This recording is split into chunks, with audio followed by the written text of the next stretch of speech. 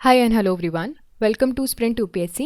So we are discussing the history of Tamil Nadu board. This is chapter. This is actually class 12's history of Tamil Nadu board, and we are on chapter 4, when which we are discussing about the Lord Hastings.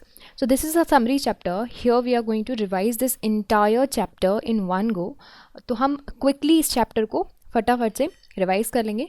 But पहले आप देख लीजिए कि contents क्या क्या है इस chapter में, क्या क्या लॉर्ड हेस्टिंग्स के अंदर क्या क्या चीज़ें हुई थी. तो पहली बात तो वॉर अगेंस्ट गोरखास हुआ था, पिंडारीज का सप्रेशन किया था इन्होंने.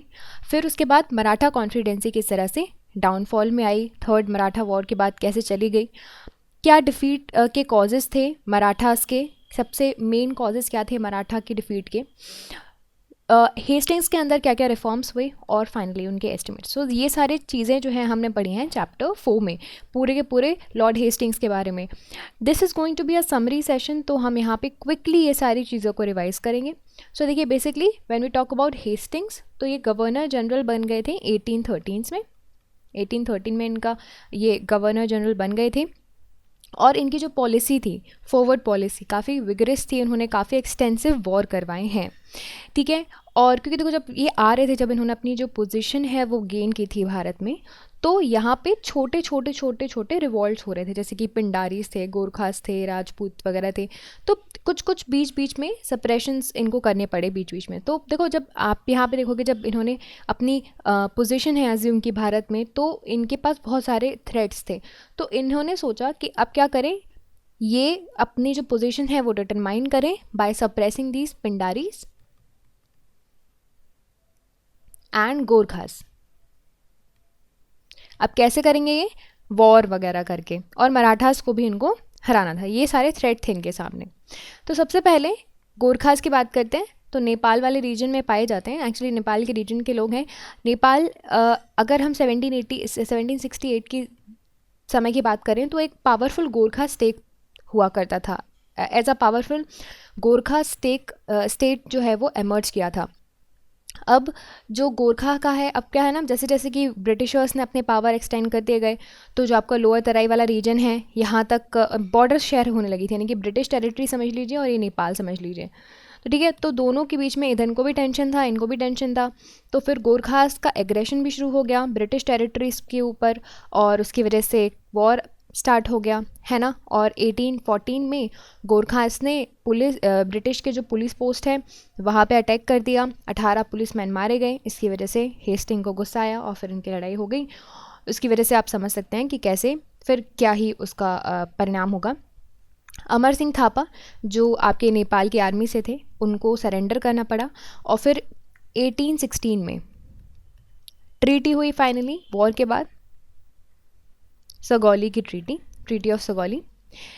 ब्रिटिश ने अब जो मेन रीजन थे आपके सारे, हमने देखो डिटेल में पढ़ लिया है कि कैसे क्या रीजन्स थे जो कि अब ब्रिटिशर्स के अंदर आ चुके थे. जो भी आपके जो हिल स्पॉट, टूरिस्ट स्पॉट्स थे, शिमला वगैरह, सारे सब नॉर्थ ईस्ट बॉर्डर वगैरह सब इनके पास आ चुकी थी.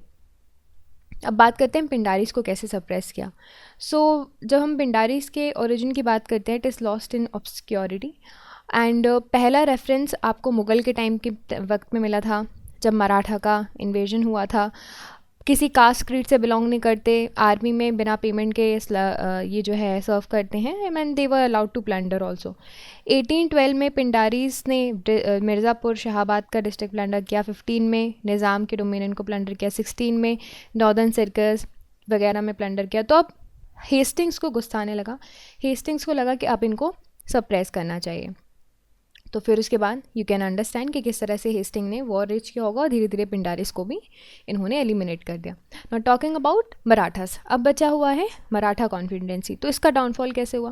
तो देखिए, सबसे वीक लिंक तो इनके ऊपर यही था कि जो सक्सेसर्स थे मराठास के, अब वो इतने ज़्यादा केपेबल नहीं आ रहे थे. प्लस उसके बाद जो मराठा चीफ्स थे, जो भी आपके भोसले, गायकवाड़, सिंधिया, होलकर, पेशवा, तो इनके बीच में ही जेलसी, इनके बीच में ही कंटेंशंस और लड़ाइयाँ चल रही थी. आपस में ही पावर के लिए लड़ रहे थे. तो ऑफ कोर्स जो एक्सटर्नल पावर है, यानी कि आपके जो हेस्टिंग्स हैं और फर्स्ट से यू कैन से ब्रिटिशर्स हैं, उन्होंने इस चीज़ का फ़ायदा उठाया. धीरे धीरे करके एक एक चीफ, अलग अलग चीफ्स से किसी के साथ लड़कर, उनकी जो आप देख सकते हैं लिमिटेशंस को फ़ायदा उठाकर इन्होंने वॉर किए. थर्ड मराठा वॉर 1817 1819 के बीच में हुई थी। पेशवा ने जब देखिए, जब ये सारी चीज़ें हो रही थी, पेशवा की ट्रीटी थी ब्रिटिशर्स के साथ, दे अंडर्ड दैट ट्रीटी, फिर ब्रिटिश कॉन्फिडेंसी में अटैक कर दिया, फिर डिफ़ीट हो गए। फिर उसके बाद भोसले के साथ भी सेम केस हुआ था, क्योंकि अप्पा साहिब जो थे उन्होंने कहा कि हम जो ट्रीटी ऑफ नागपुर है वो अबाइड नहीं करेंगे, तो फिर ब्रिटिशर्स के साथ वॉर हो गई। इनकी जो वॉर थी वो थी द वॉर ऑफ सीता बाल्डी, तो उसमें भी ये भी डिफ़ीट हो गए। पेशवा ने फिर होलकर के पास गए, होलकर को भी डिफ़ीट कर दिया इन्होंने। इसका मतलब आप समझ सकते हैं कि जो मराठा कॉन्फिडेंसी है वो अब डाउनफॉल पे आ चुकी थी, that was now shattered.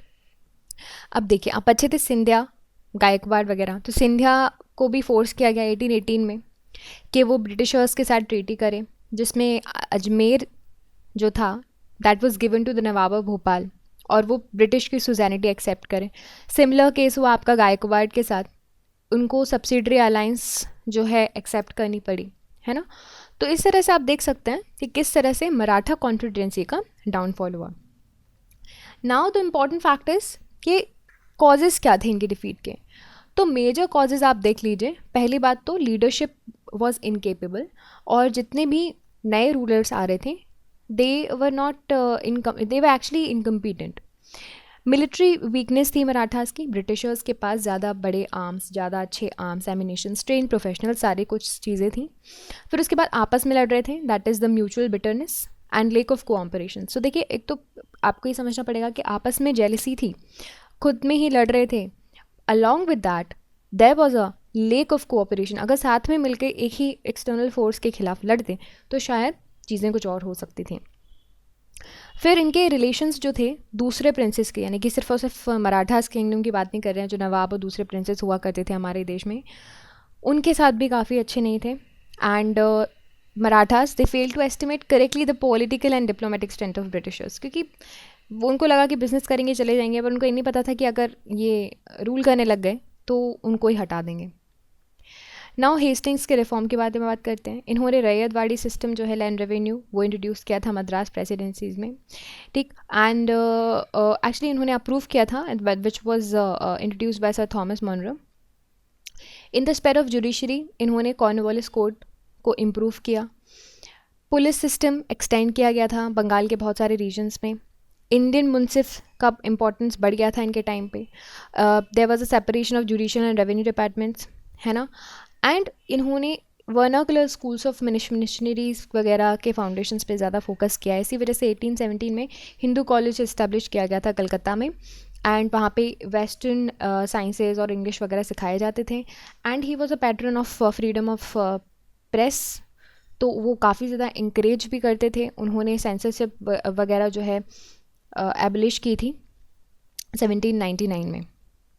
Now Bengali weekly समाचार दर्पण 1818 में स्टार्ट किए गए थे by Marshman who was a missionary. तो ये सारे रिफॉर्म्स थे हेस्टिंग्स के अंदर, and this is it about the entire session. I hope you like this video, and if you did, you can subscribe to the YouTube channel for more videos and updates, and also you can download the Sprint UPSC app to practice book chapter and topic wise. Remember candidates, just reading books and watching videos are not going to help you out unless you practice thoroughly. So identify your mistakes and work to improve your performance, and Sprint UPSC is the perfect app to do all of this. अगर आपको video पसंद आया हो तो हमारे YouTube channel को subscribe कीजिए और वीडियोज़ एंड अपडेट्स के लिए साथ ही साथ डाउनलोड कीजिए स्प्रिंट यूपीएससी ऐप।